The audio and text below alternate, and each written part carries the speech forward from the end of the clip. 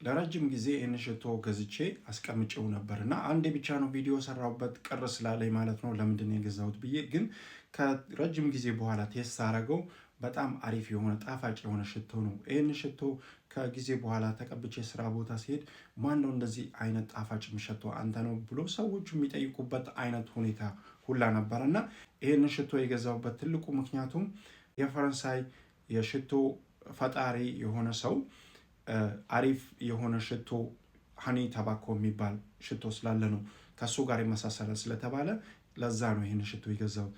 ግን አሁን ላይ የኔ ሀሳብ ስለዚህ ሽቶ በጣም አሪፍ የሆነ ሽቶ ሳይሮ በታች ነው መሰለኝ።